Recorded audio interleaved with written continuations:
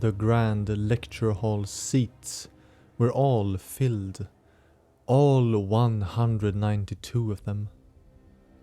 Attendants even spectated standing along the walls and up above from the walkways on the second floor. It was safe to say that the whole of Bergenworth had gathered for one of the culminating points of their work. Welcome, everyone. First, we all have suffered through much arduous work. But what we are about to present will show that it has definitely not been in vain. You should all congratulate yourself for uncovering this lost lore. So, without further ado. Valar nodded to Willem, sitting in the left front row.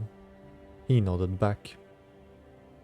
He tugged at the cover in front of the large board, which made it roll itself up to reveal the documented layout of the labyrinth in its entirety.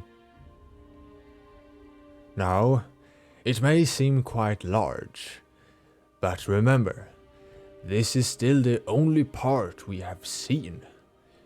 But I will not speak too much of what many of you are already aware of. I will start us off with every fact we have, founded on good proof. He took a sip from the glass of water by the desk. They're Pthumerians, the ancestors of our precursors, whose bloodline is quite possibly still preserved to this day. But not all that common.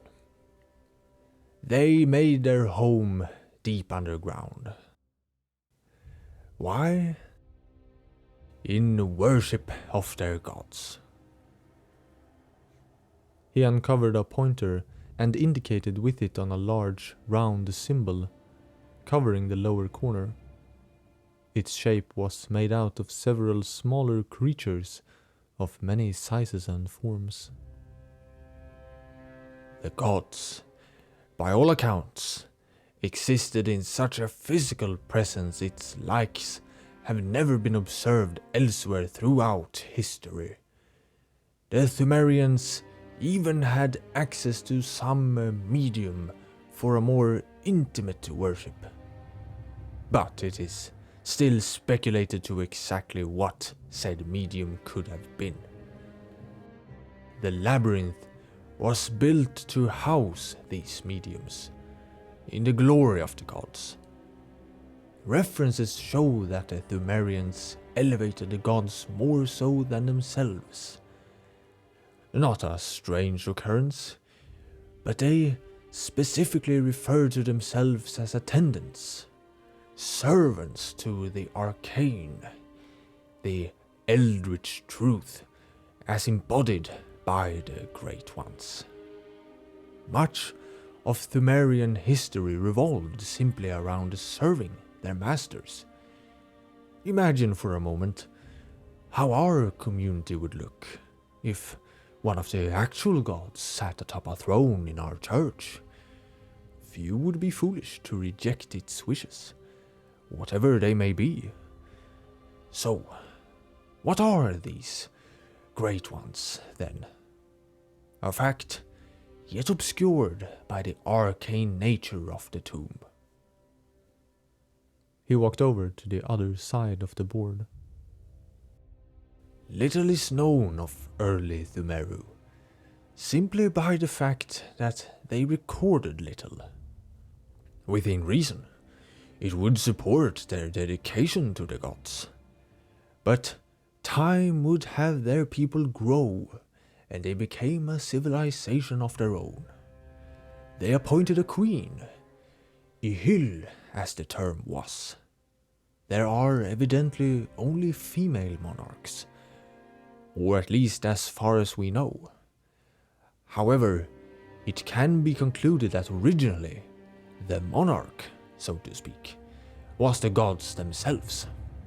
They very much were a people directly governed by divinity. Thus, they did not appear to always have an Ihil, a queen. As we know, A king desires an heir, a child to carry their legacy.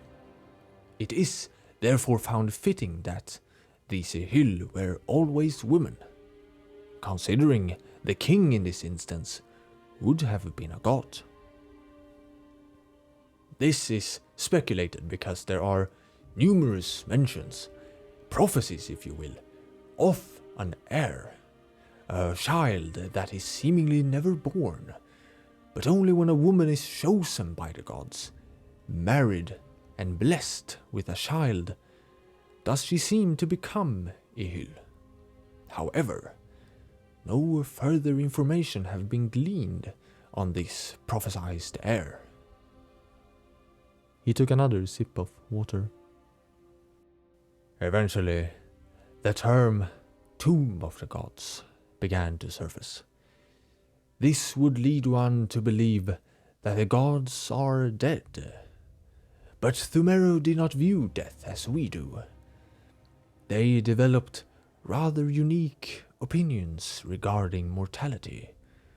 Closer research mentions more of an ascension of the gods, or a departure as crudely translated from Thumerian.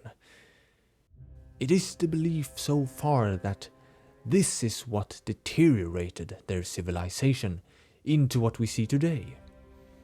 But many sources conflict with the departure of the gods, some even hinting that they were never there in essence. The reference of tomb would then be an indication that the mediums I mentioned could be their bodies. Bodies that now and long have been lying in a dormant state. A sleeping, slumbering state. Now, that would conclude the initial presentation. Are there any questions before I give the podium over? A hand was raised in the middle row, followed by the woman standing up. What is the evidence of bodies of the gods being what lies in the labyrinth?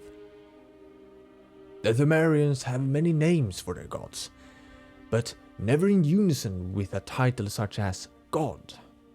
They refer to them in a very circumstantial manner, making it hard at times to even know it is them they refer to. But their references often lead one to believe their gods had a physical presence. Additionally, there is the word tomb being recurring, giving the impression it is a home for housing a body. She nodded to him and sat back down. Another hand arose in the closer right row. A man stood. Could you evaluate on the perception of a death that they had? Well, much is still speculation, but to give a brief expansion, the thought of an individual dying was not a problem per se. Either they did, which we'll discuss later, or they transcended. This means that death was not a hinder perceived by them. It is believed that they believed that death, true death, meant unification with the gods, thus ascendance above what they originally were. Thank you. The man sat back down. With that, I'll give the stage to Lawrence and Luna, who will be discussing the most prominent material find. The pair stood up from their seats in the front left row.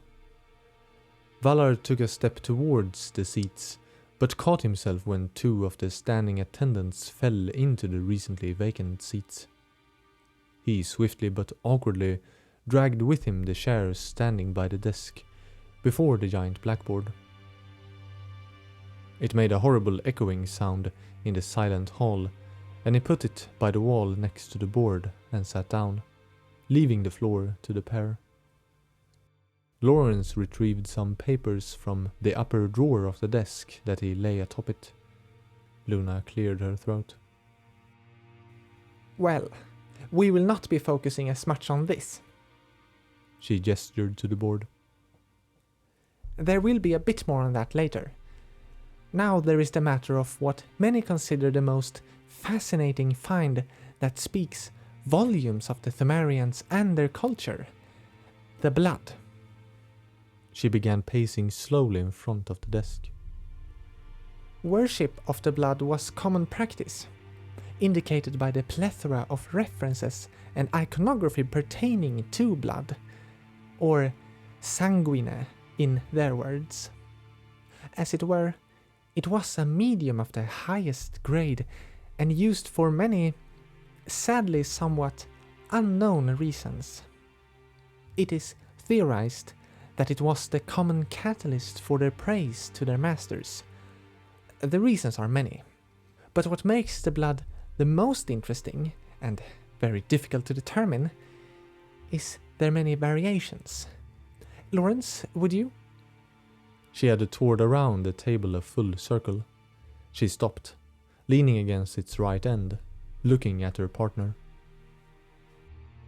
The blood we have uncovered so far comes more or less in the same shape, but examining closer tells of several additional, completely foreign properties. It is concluded that the blood found stored is indeed the blood of the guardians found still alive and walking. This can only conclude them of Thumerian lineage, or at least of the period. But keep in mind that the labyrinth blood is not completely alien blood. At its core, it shares the likes to our own. Upon inspection, many deemed it a product of evolution. Yet, as their descendants, we do not seem to inherit these properties.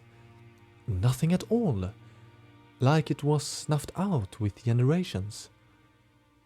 Of course, this potentially makes the case that we today are not Thumerian descended, but perhaps that of an even earlier civilization. Nevertheless, the similarities also suggest that the blood of their time is different because they themselves modified it. And perhaps that is not such a wild theory. They lived, after all, close to gods, or at least beings of a higher state. Now, there is no proof of modified blood, however. We still are in the investigation phase, but that is the simple perception of the situation. Where it becomes really interesting is in the variations of the old blood, so to speak. Luna slid out a smaller board behind the large one, bearing the simple illustration of a tomb guardian. The most common variant, a lanky and sickly looking character, this type has, out of all creatures, the least amount of addition to their blood. Notice their slight but distorted resemblance to us.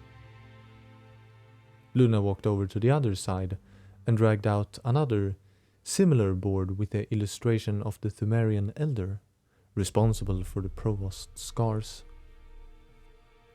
Now, the aforementioned variant is still incredibly strong, but carries little wit.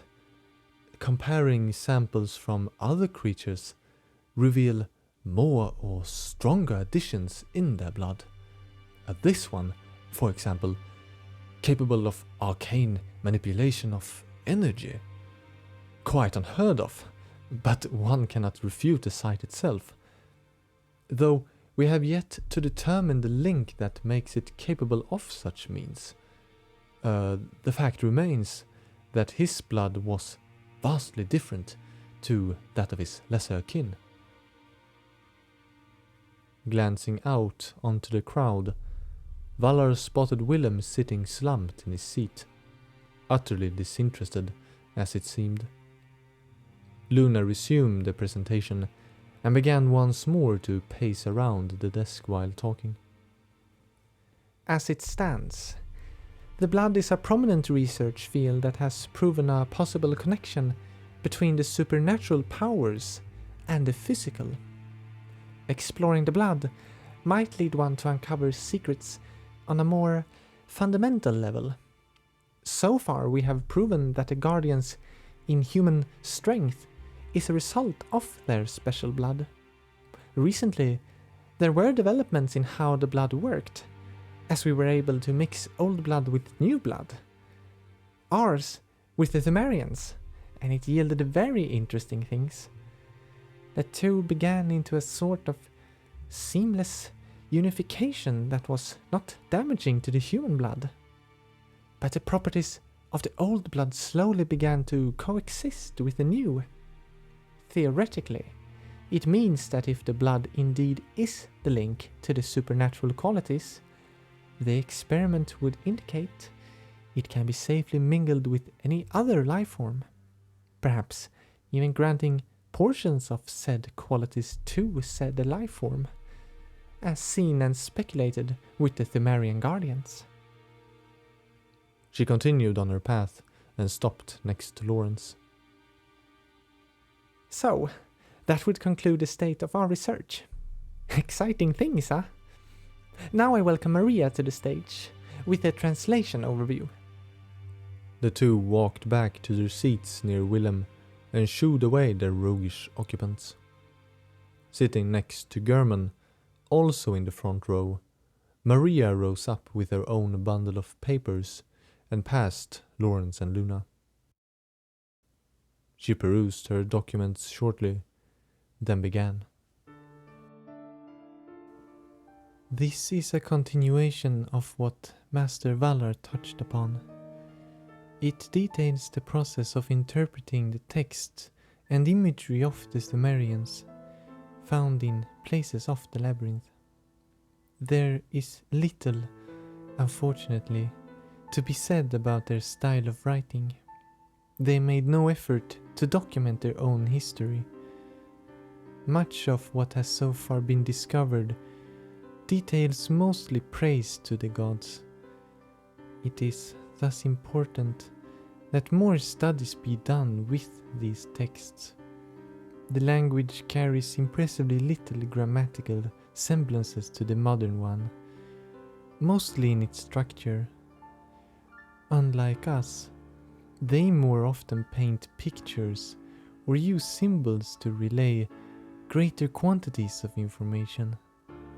Entire volumes are said to be held in a single image. Now, I would like to demonstrate such an image, but have refrained from doing so. Those that have studied it closely have suffered great mental stress.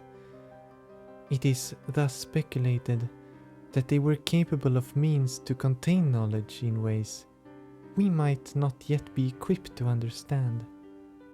A method is in development where scholars make use of a special sedative.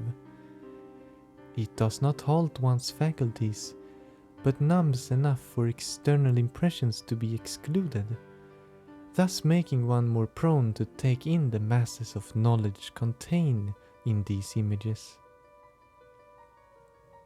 A hand shot up among the audience, and Maria pointed to him, letting him speak. Is this new method safe? My friend refuses to return to Bergenworth grounds after what he experienced. You mean to say this is the only way to continue the investigation? He addressed her properly, but to Valar, his suppressed distress was clear as day. Whispers began to flow around amongst the crowd. It will be safe. It has to. The secrets they have locked in there are too great to ignore. That is why we are careful to develop a method that will aid us. Perhaps even more exposure to this new art could build resistance. There is also a secondary method in development to comprehend the origins of such writings that actually have demonstrated the principle of writing runes. Another man stood up. But what of the blood research? That seems like a much more logical start. It is a medium on our own level, and could produce much knowledge. The murmur grew in volume. Lawrence stood up to address the room. That as well is a slow process. I am of the opinion it is safer, but recognizes it could be much, much slower. Is not slower more preferable than madness? A somewhat heated debate erupted between the attendants. The cacophony of several voices made all of them collectively unintelligible. Some shouted with several rows between them, while others secluded themselves to smaller groups. German leaned over to have something whispered from Willem. It made him stand up and rapidly approach the door. He began banging on it, producing an echoing boom through the hall that gradually silenced the mass. He remained at the door, and once there was complete silence, Willem cleared his throat. The Great Ones existed in form. They gave prosperity to Themeru in an age long past. Then they vanished, leaving a civilization with only their sleeping bodies behind. Why? Because they are too great. We expect to be able to comprehend their greatness, but are not on the same level of understanding. We must open our eyes before something that is greater than ourselves. We as humans might be able to comprehend why the cloud gathers, and why they send rain down upon us. But does the ant in its colony think of such things? Then how do the Great Ones see the world? If we were the ant, what more awesome phenomena and workings of the world is unknown to us? It is our task, as seekers of truth, to dedicate ourselves to this pursuit. If there is an existence above us, then one must be able to reach it. It might seem impossible, but evolution without courage will be the ruin of our race.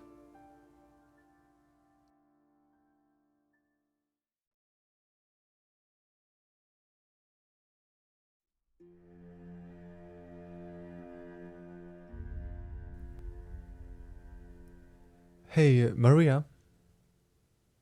Lawrence peeked inside, into the small and empty laboratory, where Maria made solitary discoveries.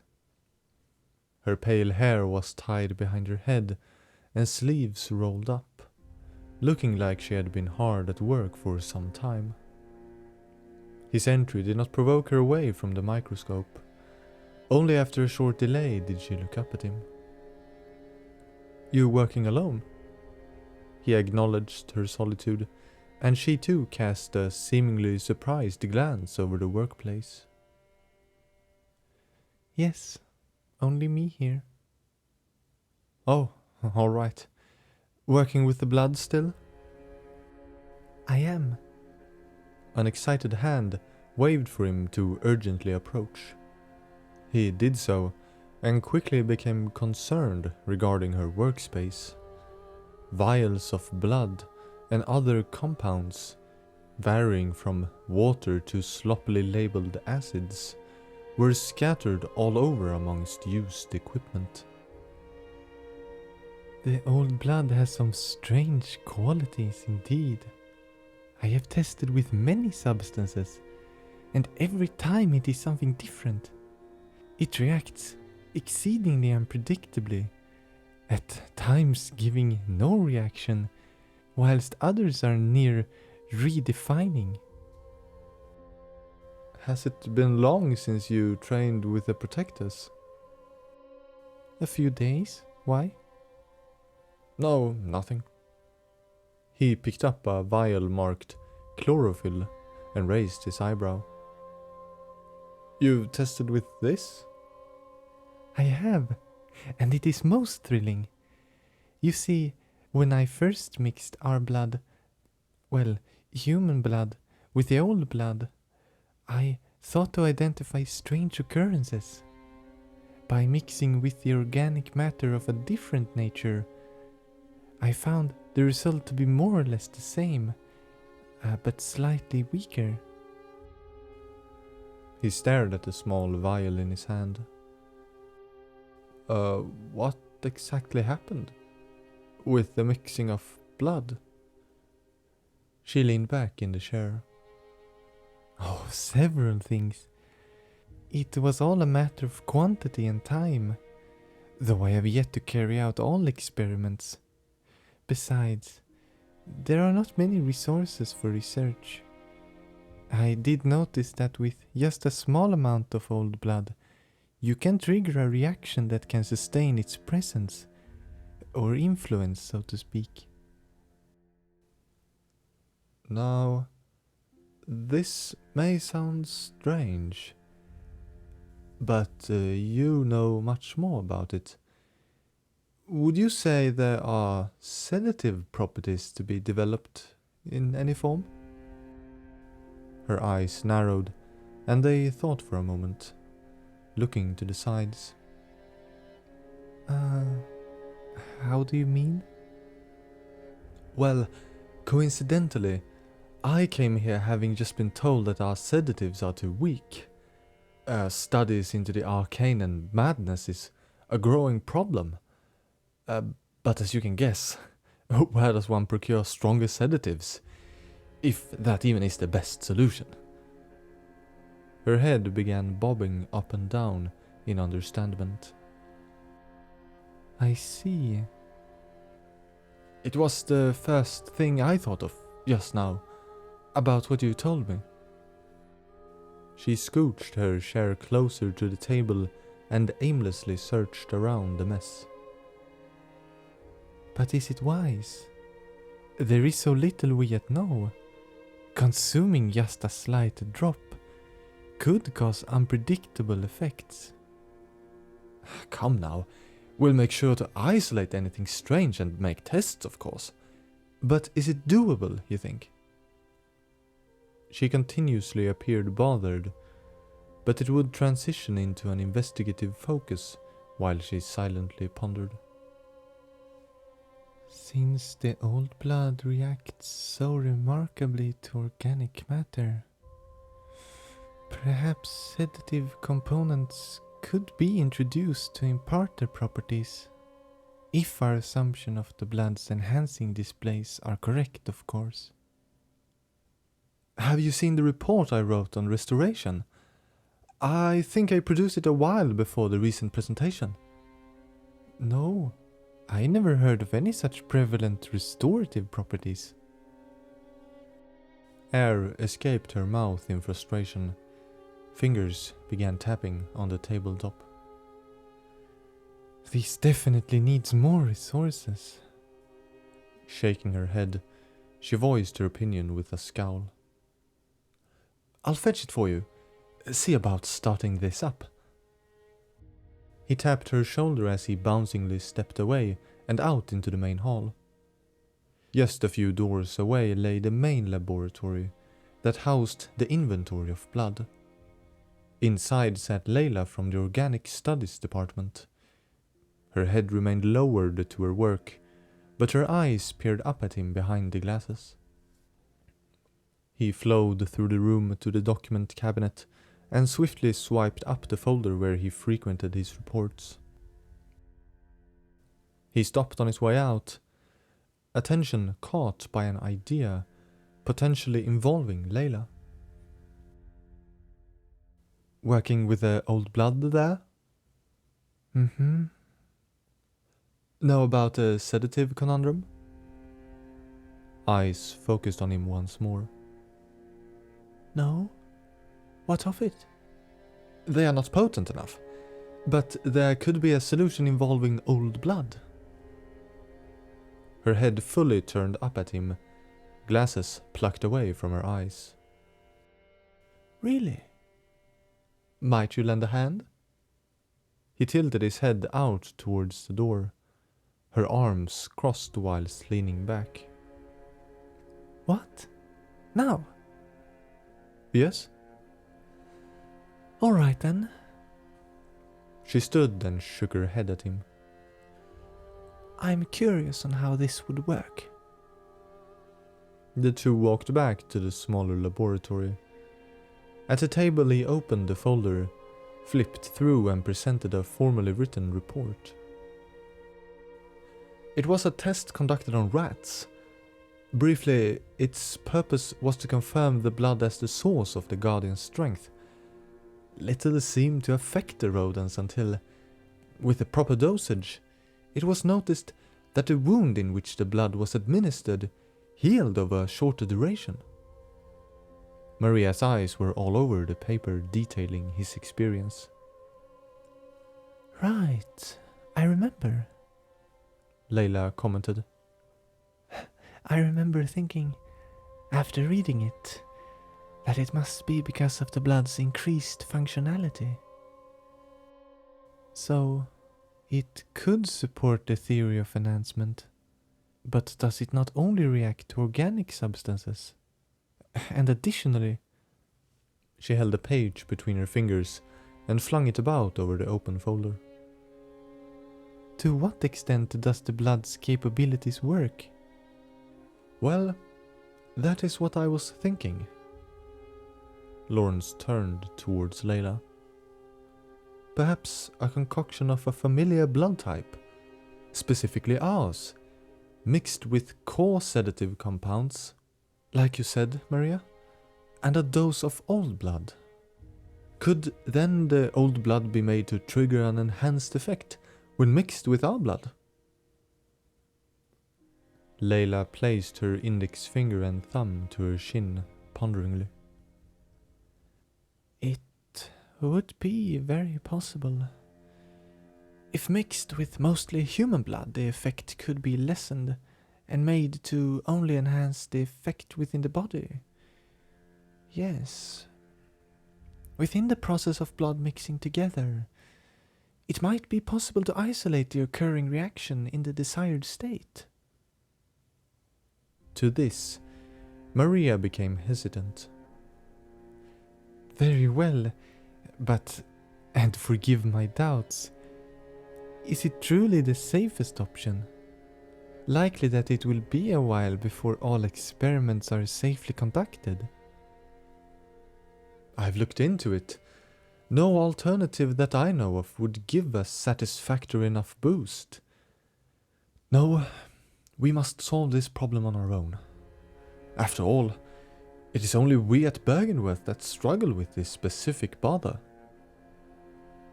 She quietly nodded at him. It was Layla that broke the silence. And besides, now we have a solid reason for experimenting more into the nature of the old blood. Lauren's eyes looked off as he thought to himself, and finally voiced his thoughts. This will show him all right. This could convince him of the blood's wonders. I just know it.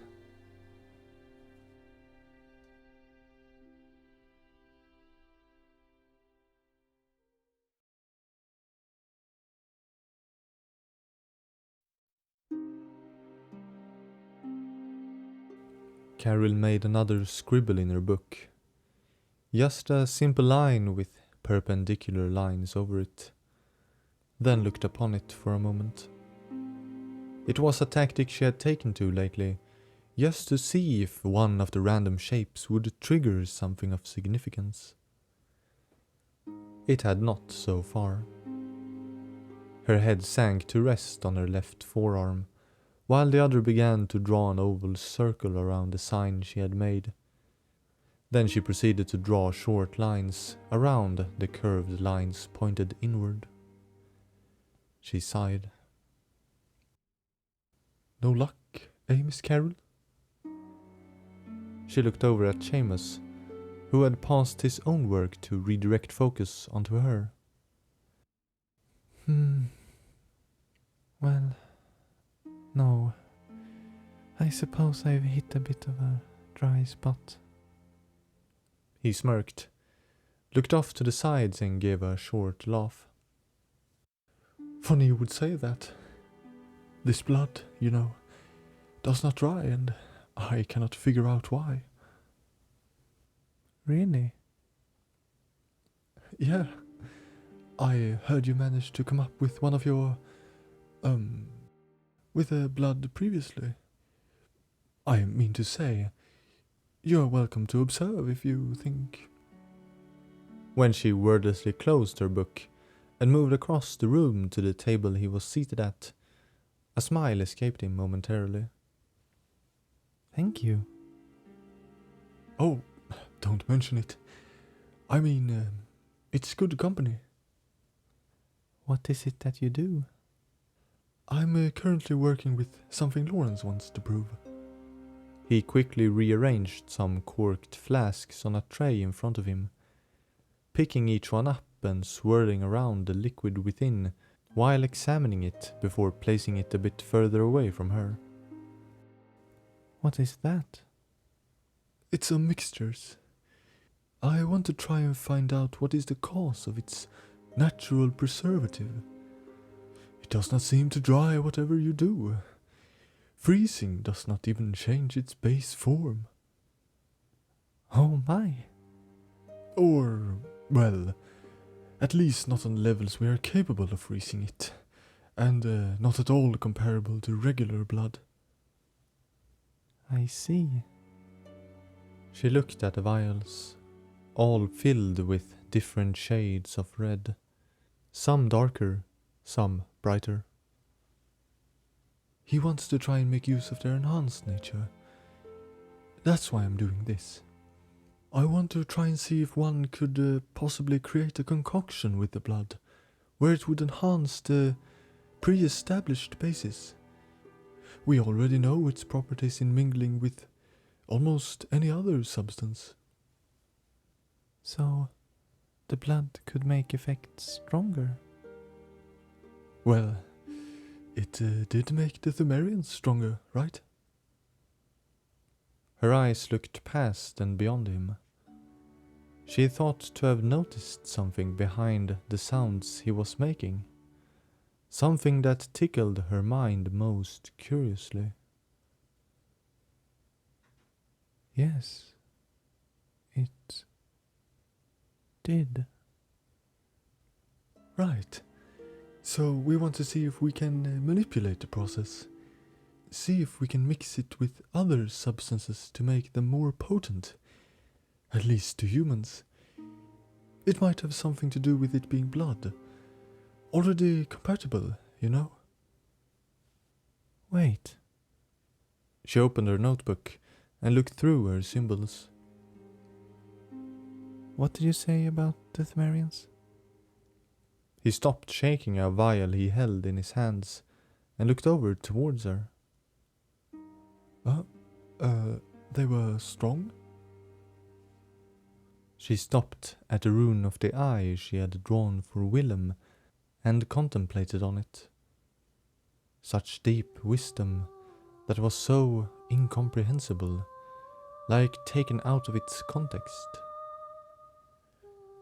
She looked at the slightly uneven lines that formed the five-pointed star.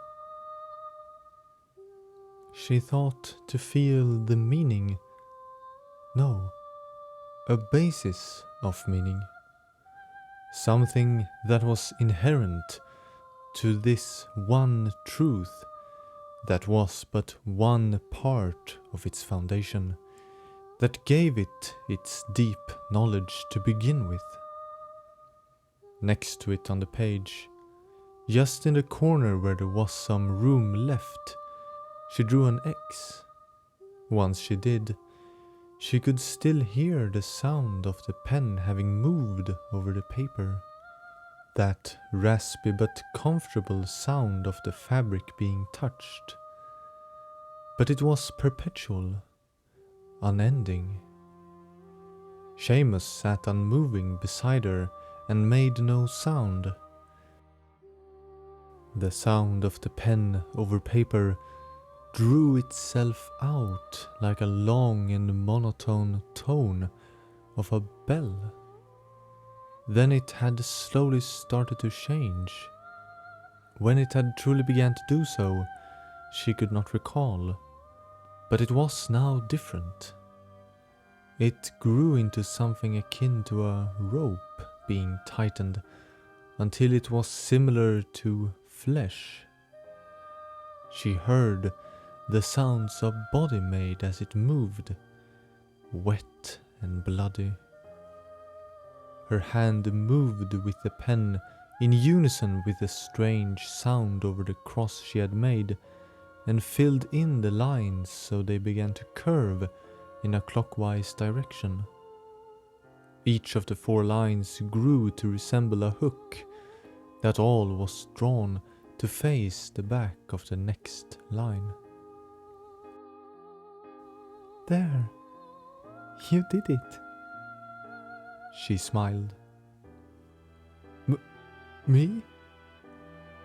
Yes, thank you. It is a metamorphosis.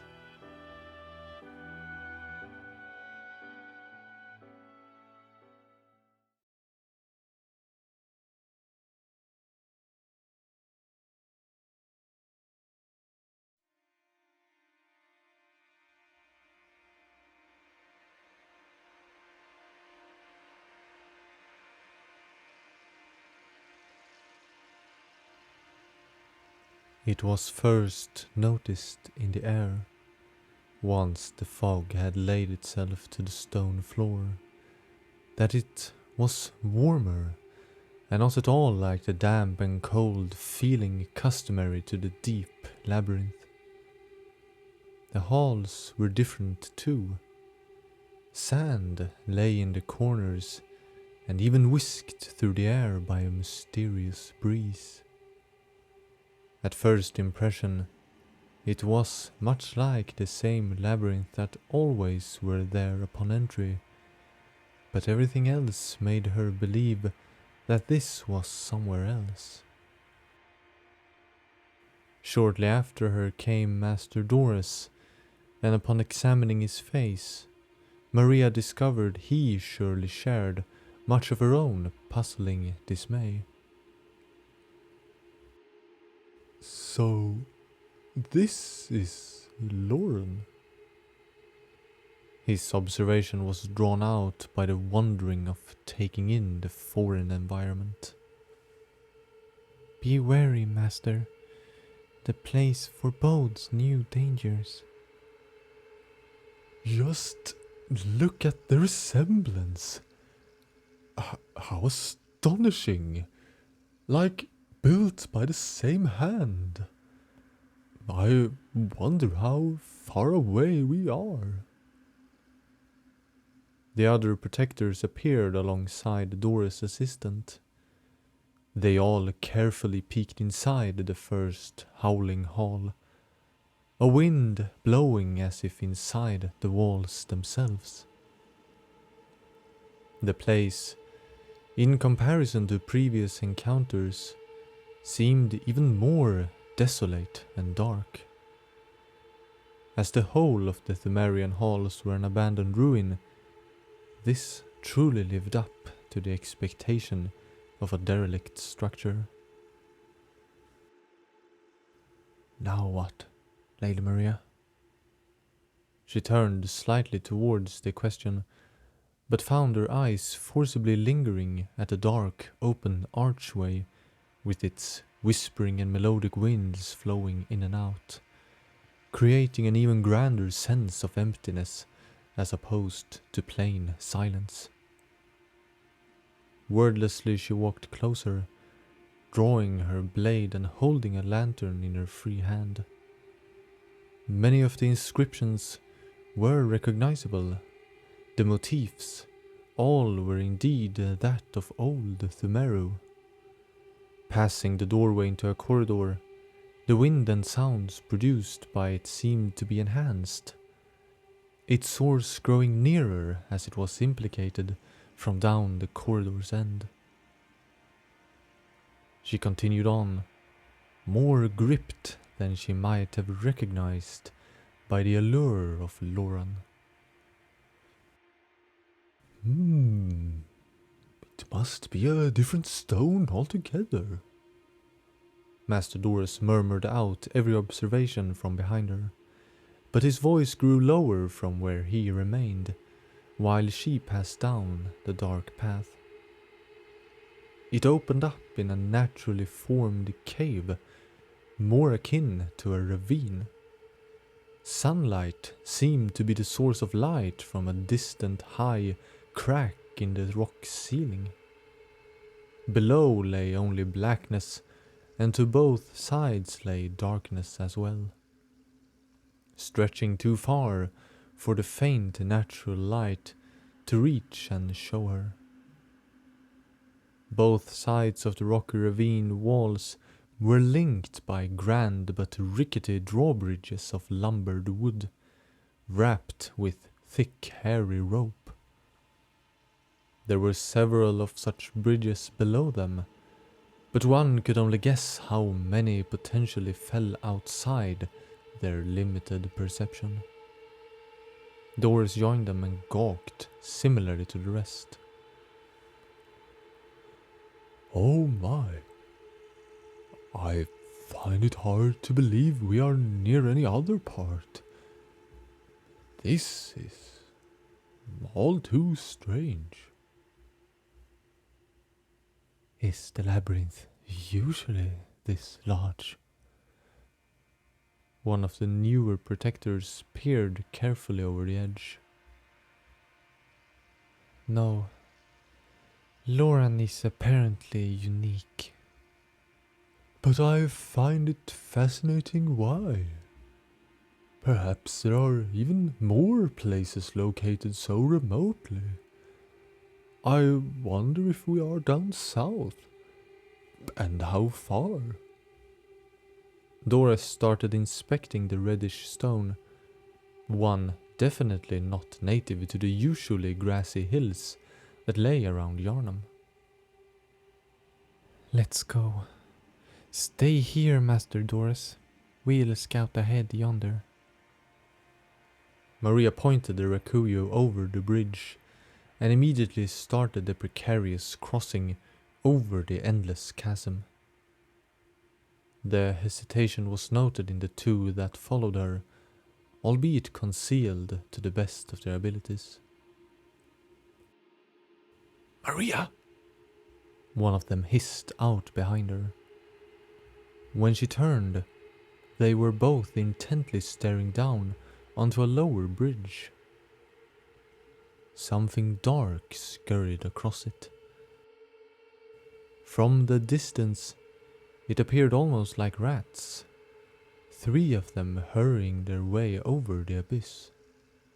While she was not surprised at the sight of another life form, their appearance did strike her, wholly unlike that of previous encounters.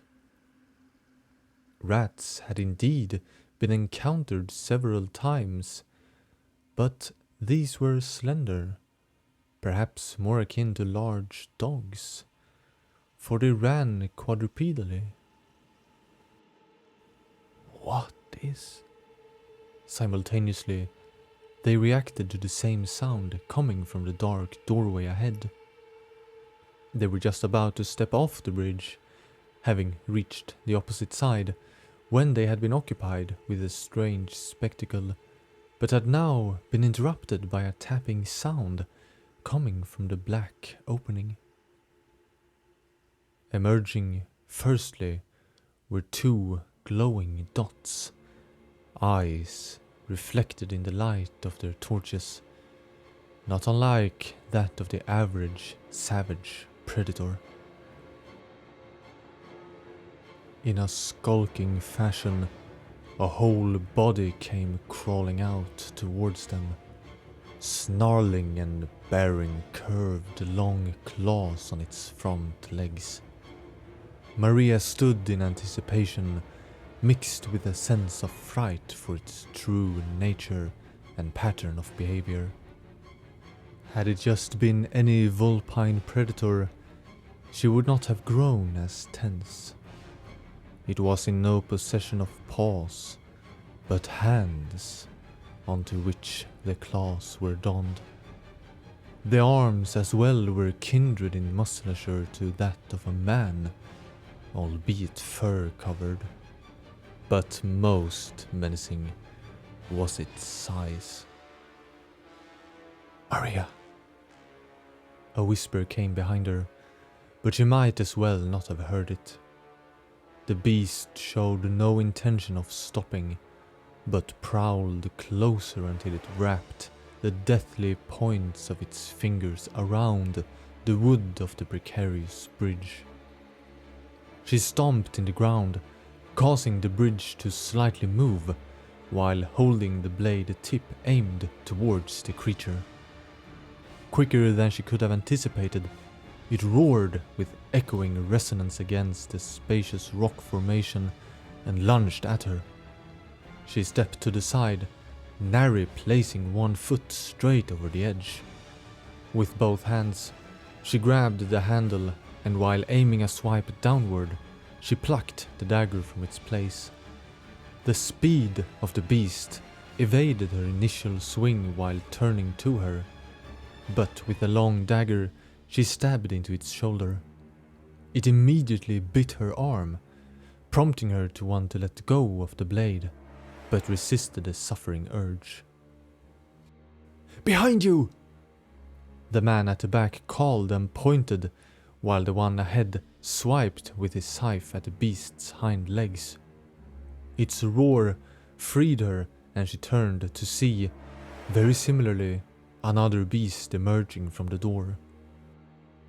There was no courtesy being given to the newcomer, and she lunged off from the bridge to be the first at engaging the enemy. It jumped over her, pushing off from the wall and landing just at the bridge's end. The initial fiend had turned to ward off its attackers from behind. One clawed hand came thrashing towards her, which she ducked. She was, however, not prepared for how the beast would throw its entire body at her with overwhelming might. It brought her down onto her back and followed to stand on all fours over her. Just as she felt the short burst of pain at impact with the stone, she jabbed upwards with her left hand, holding the dagger. It entered through its ribs, and it howled. While lying there, she felt the severest of terrors, for she could not distinguish in the furious roar if it were in agony or some distorted form of ecstasy. Just as it looked back down at her, gritting its teeth, she threw up her right arm and stabbed with a long saber straight through its throat. Its mouth burst open and blood spewed onto her face. She pulled up her legs and kicked the monster over the head, plunging it shriekingly down into darkness. Not being able to see, she only heard the clash of weapons and grunts of man and beast alike. Clumsily, with an overbearing amount of adrenaline within her, she sat up and dried away the blood over her eyes. She was able to behold the fiend lunging similarly onto one of her companions with pure raging mania, causing them both to lose footing and being sent to a plummeting demise. They landed straight onto one of the bridges below, the tension emitting a series of loud and echoing snaps that broke the ropes and caused the whole thing to collapse. Her companion had stopped screaming once hitting the bridge, and the rest of the fall was steeped in horrible silence. The remaining man came running up to her and almost threw her up onto her feet. "Look!" He pointed shakily down to the closest crossing, on which more scurrying figures ran. An undying sound of a cacophony consisting of various howls came upon the ravine. Wordlessly, they passed back over to where they had come from. Doris had already taken flight back to the chalice chamber. If it could be helped, she would never want to return to the halls of Loran again.